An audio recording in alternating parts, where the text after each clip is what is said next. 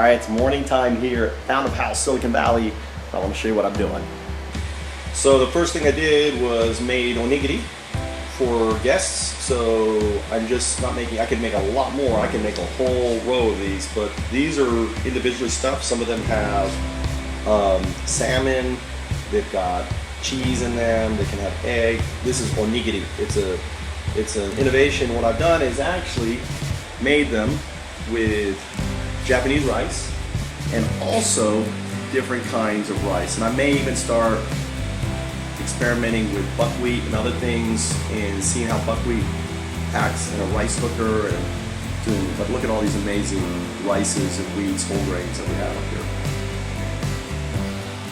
here. Next thing is I'm actually going to start making what I call the magic bullet. The magic bullet is basically a super drink that if you don't want to have breakfast, you basically drink. As you can see, it's full of mango, it's 4 assorted berries, lots of greens, green pepper, avocado, and I'm also going to add these different spices, and eventually I'm going to actually be growing our own stuff, and a lot of this stuff, the greens are going to be coming from our garden. It's got this kale in there, and I don't know what this is, this big leafy thing.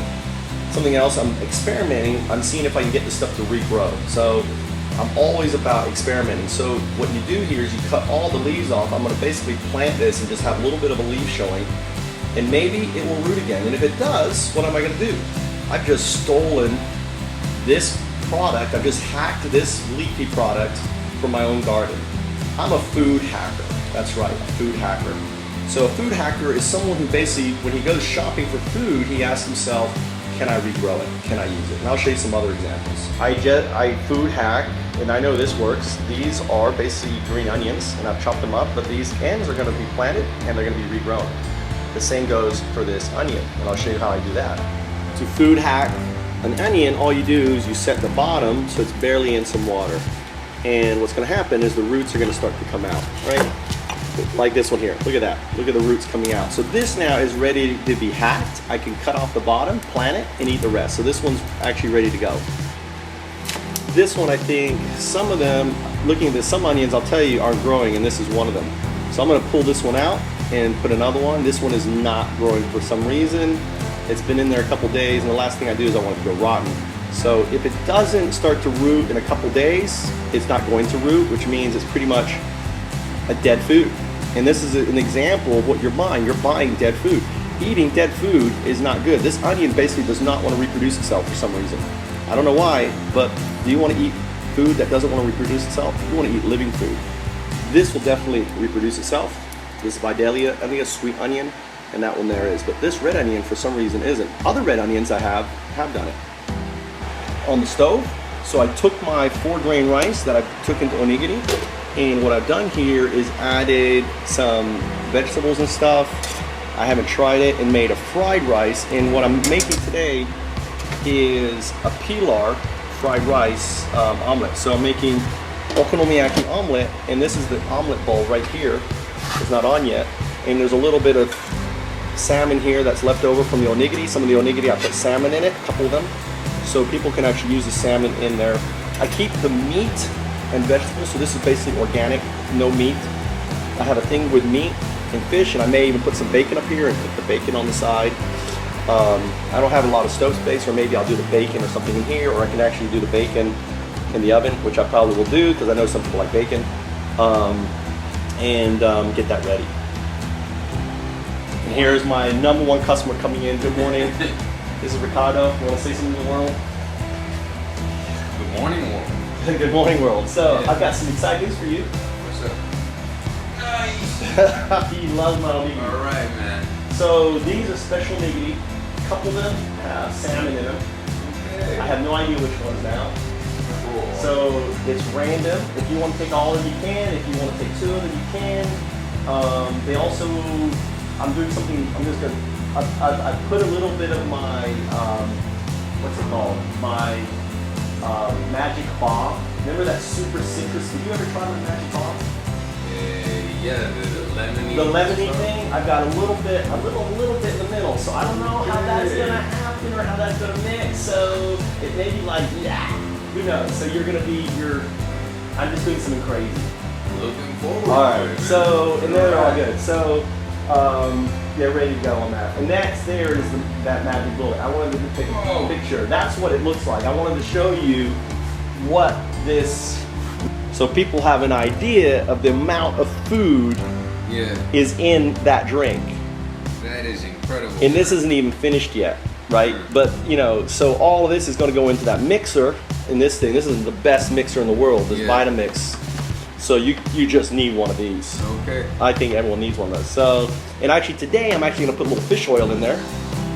I found these tablets of fish oil, so we're going to get some fish oil in it. That's good, Interesting. right?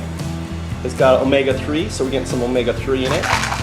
And I'm out of garlic, but I'm actually going to put ginger in there too. So Ricardo is my roommate here at Found Up House, and he's one of my, I think of my, experimenters, or not what do they call them, testers, testers for my food and everything else. And so far, he loves it. So I'm actually going to make him an Okonomiyaki Omelet, and I'll take you through the process. So something I do to disinfect, to clean vegetables, superheated water over the vegetables, just to kill all any germs. It's kind of like a form of pasteurization down there. Actually, this we're out of hot water because people are showering, so I should have done this earlier, so it's pointless. I then use a spinner to get the water out, right? Kind of cool. I love these spinners. Great way to keep salads and stuff in the fridge. You can water them down and keep spinning them, watering them down, keep spinning them, and they keep them much longer if you want to keep salads like spinach and other things. Ready? You filming? Okay. Which way? You want to go the other way? Yeah, this way. That's the way you want to go. So first, start with 1 egg, right? I usually have a favorite spoons here, and all you do is put a spoon of different things in here, and there's some, Yeah, man, for sure. yeah, so put a little black cumin in, right? Just a little bit, very little. Cumin has a pretty strong, pretty strong taste, so you don't want to put too much of that in there. And then you can come over here, put a little parsley right in there. And what I'm doing by mixing it all together is some garlic salt, right? More garlic salt. And what we want to do is just mix it really, really well. Wow, that looks great. Is mixing. Did I get mushrooms in here? Nah, without mushrooms is fine. Huh? You want mushrooms? Nah. Mushrooms are really good. Alright, so we're over here. Now we're at the pot.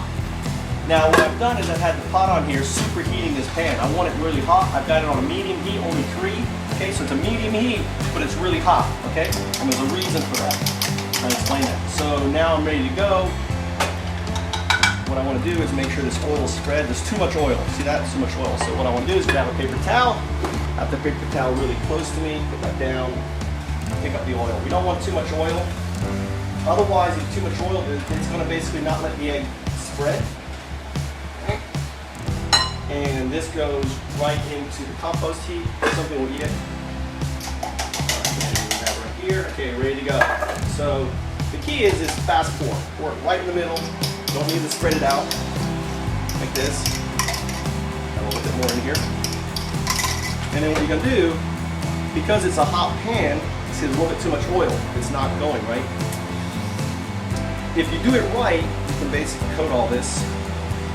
I'm having to do, if it's at the right temperature, it cooks whilst you're spreading it. But since it's not, I'm gonna put it on there. Right now I gotta get cheese.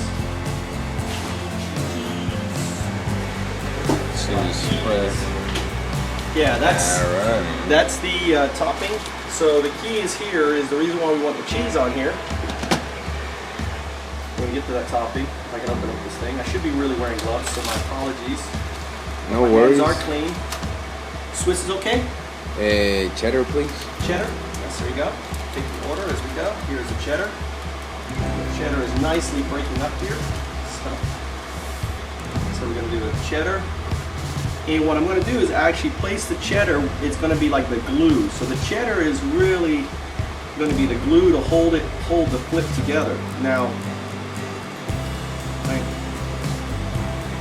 spread some more out here. But you notice I'm putting it predominantly on the area that I'm going to flip. Get it melted again, all right? So what we can do now is get some of this. This is basically a pilar mix. This is for the next guy. And actually something I haven't done, which I want to do, is over here. I need to basically blend this up.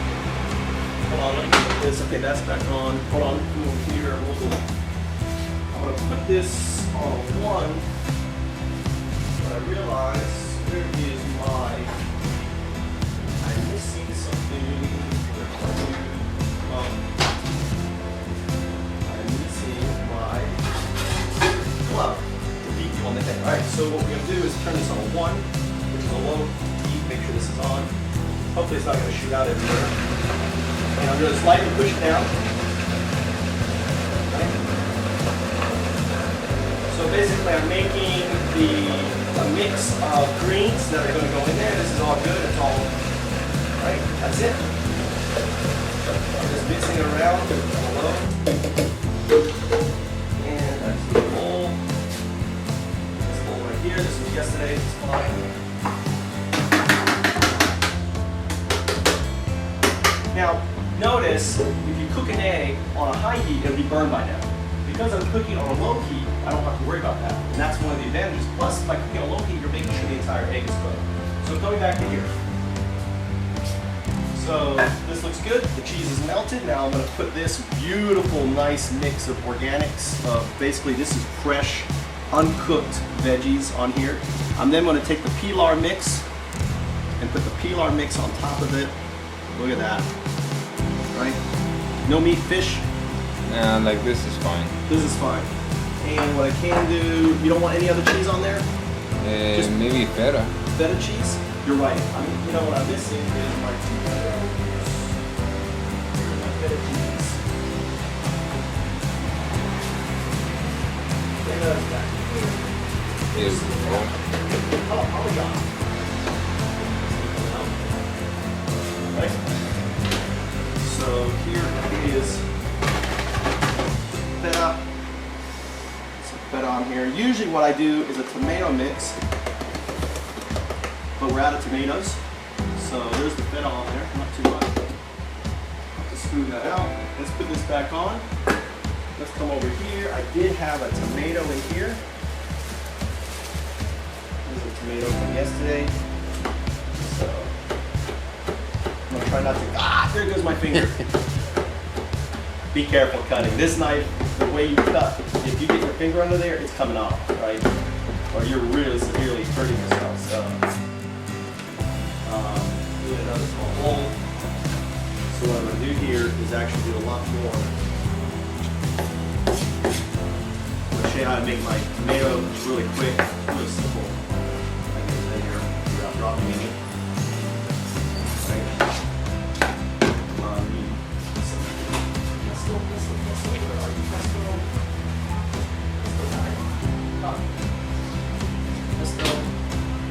They came in. That's your pictures for the day. Little reggae music in the hip. This is Daryl.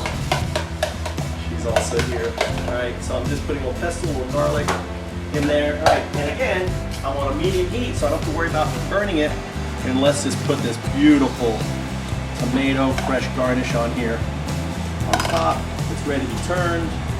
I like this long thing, and basically here. And actually, look, it's too cold. So all that time it's been on here, it's all well cooked, but the egg isn't quite brown enough. So you can turn up the heat now to like a 5 to get it really hot in there and cooking and making the brown on it. I can make more tomato and stuff like that. And that's it. All right. That's an okonomiyaki omelet for you. Can you say okonomiyaki? Okonomiyaki. Okonomiyaki omelet. Yada. So the flour arrangement of the day, courtesy of Daryl and the Found Up House Kitchen here. And this is what the final product is going to look like. All right, go ahead and do the honors. So this is how you take it out. So Ricardo's going to show. You just take it out, and this is how you do a professional turn. Put the plate on it. flip it. Voila. Voila, look at that. That is a 1 egg. Can you believe that? A 1 egg okonomiyaki omelet. No, I can't believe it. You can't believe it?